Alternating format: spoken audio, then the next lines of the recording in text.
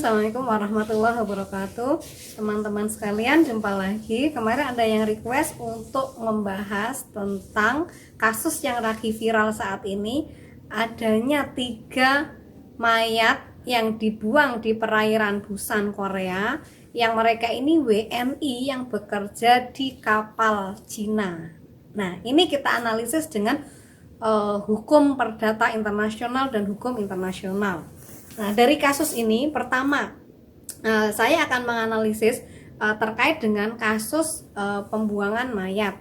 Nah, TKP-nya di sini di Busan, Korea, sehingga kalau berdasarkan hukum perdata internasional, rumusnya bagaimana penyelesaian perkara ini, hukum mana yang digunakan. Jadi rumusnya menurut titik taut sekunder itu Lex loci actus atau lex loci delicti commissi. Jadi hukum tempat perbuatan itu dilakukan atau TKP-nya di mana, kalau bahasa pasarannya ya, TKP-nya di mana?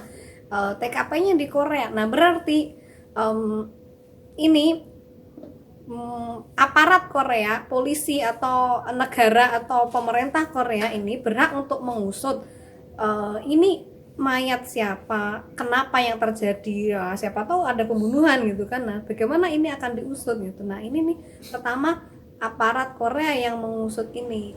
Makanya kemudian sekarang yang terjadi ya, mereka ini diinterogasi di Korea gitu kan, apa yang terjadi. Ternyata dari sini banyak terungkap gitu kan, bahwasanya oh ini ternyata WNI 3 orang kemudian bekerja di kapal Cina. Nah, akhirnya kan berentet di sini masalahnya. Pertama, terkait dengan pembuangan mayat, ini yang menentukan itu kaidah hukum Korea, lex loci actus atau lex loci delicti commissi, hukum tempat kejadian ini. Sehingga tadi aparat Cina, aparat Korea atau aparat penegak hukum Korea yang akan mengusut itu. Nah, ini kemudian yang kedua masalahnya kemudian terkait dengan WNI yang bekerja di kapal Cina itu, yang masih hidup kan, mereka masih terikat dalam kontrak kerja dengan kapal Cina. Nah, ini juga bisa dianalisis dari segi hukumnya. Bagaimana kemudian hak-hak ketenaga kerjaannya? Karena apa? Di situ dikatakan gajinya kecil sekali, mereka bekerja sehari 18 jam, kemudian gajinya sangat-sangat rendah gitu ya. Nah, kemudian katanya mereka ini minumnya air laut yang disterilkan, bukan air yang aqua seperti apa ya, mohon maaf sebut merek. Jadi bukan air kemasan itu gitu. Nah, ini bisa analisis tersendiri, tapi kemudian hukum mana yang digunakan? Nah, ini ketika kontrak kerja di kapal Cina, kapal ini menunjukkan teritori, sehingga bendera kapal Cina atau kapal dengan berbendera Cina berarti apa? Dia wilayah teritori Cina. Lex loci contractus dan lex loci solutionis, hukum tempat kontrak itu dilakukan. Nah, sehingga ya hukum Cina yang digunakan dalam mengurus dan menyelesaikan kontrak kerja itu gitu.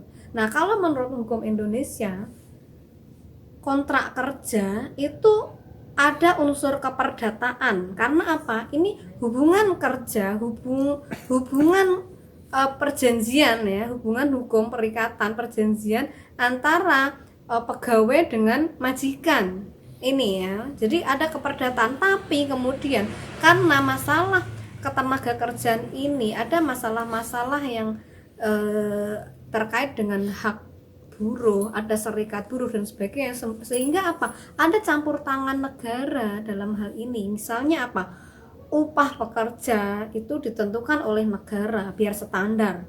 Karena apa? Kalau deal itu keperdataan antara majikan dengan buruh berdasarkan asas kebebasan berkontrak, di sini malah tidak tercapai keadilan. Karena apa? Ya kondisi orang yang membutuhkan ini mau digaji berapapun mungkin mau gitu, tapi apa, dia gajinya di bawah standar yang ditetapkan oleh pemerintah. Makanya kemudian di sini ada campur tangan pemerintah. Kalau dalam teori Prof. Dikno menyebutkan namanya socially sharing proses di mana hukum perdata ini dicampur tangani oleh publik.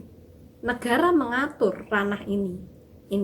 Nah, kemudian juga bagaimana dalam undang-undang ketenagakerjaan di Indonesia misalnya, bukan hanya terkait dengan pengupahan, tapi jam kerja, bagaimana fasilitas kerja, ini semua diatur. Nah, ini makanya kemudian dalam hal ini kontrak kerja WNI di kapal Cina ini sebenarnya merupakan masalah hukum perdata internasional.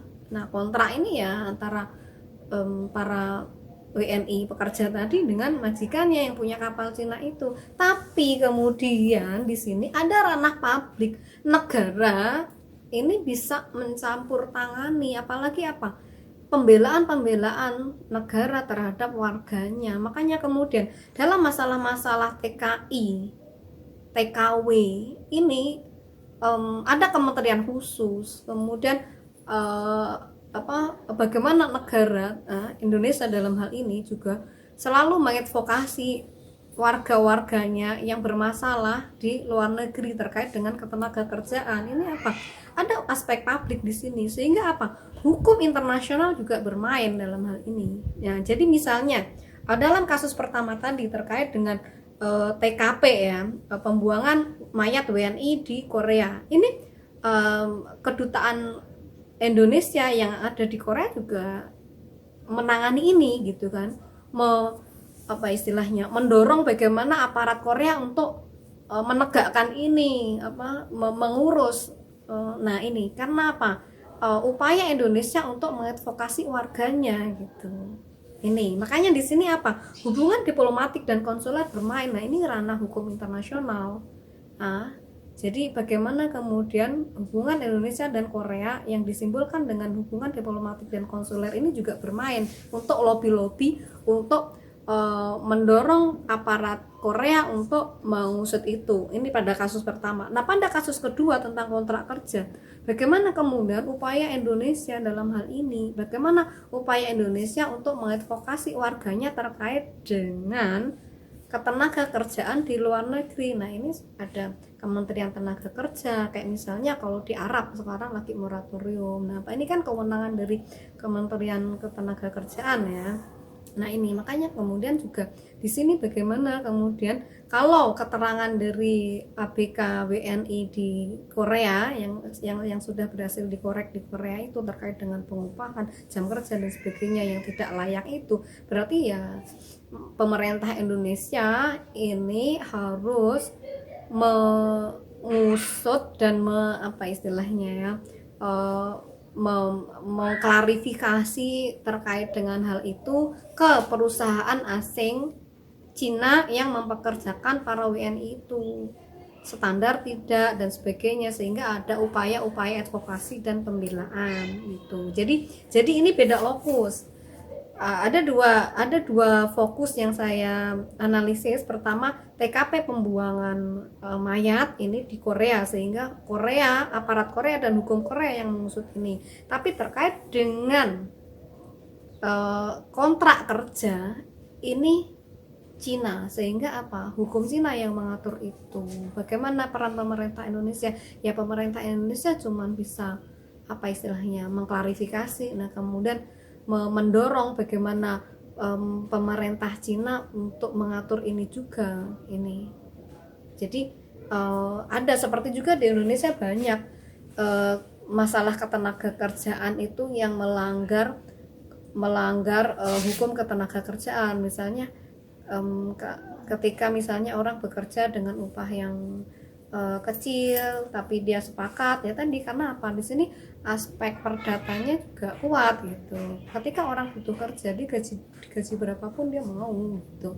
Nah, tapi tadi bagaimana upaya pemerintah untuk menertibkan hal ini. Nah, ini sama dalam hal ini juga pemerintah Indonesia harus melobi pemerintah Cina. Nah, ini hubungan kedutaan dan konsuler juga berjalan di sini. Jadi ini sebenarnya masalah hukum perdata internasional tapi melibatkan masalah hukum internasional. Karena apa? Hubungan antar negara disimbolkan dengan kedutaan, sehingga tadi bagaimana duta Indonesia yang ada di Cina juga akan melobi pemerintah Cina untuk mengusut hal ini. Jadi Indonesia nggak bisa serta-merta langsung mengadili perusahaan Cina itu, atau apa yang si Korea tadi juga nggak bisa langsung menangani gitu ya. Ini masalahnya sudah lintas negara, jadi complicated ya. Ini masalahnya ada hukum perdata internasional, ada aspek hukum publik internasional atau hukum internasional publik. Karena apa?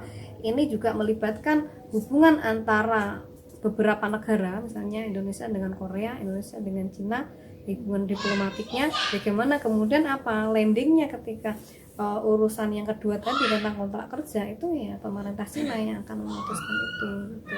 Sehingga pemerintah Indonesia, warga negara Indonesia cuman bisa mendorong bagaimana pemerintah Cina bisa mengusut itu dan mewujudkan keadilan bagi semua pekerja, baik asing dari WNI kan menjadi pekerja asing di Cina gitu, ataupun bagi warga negaranya sendiri gitu.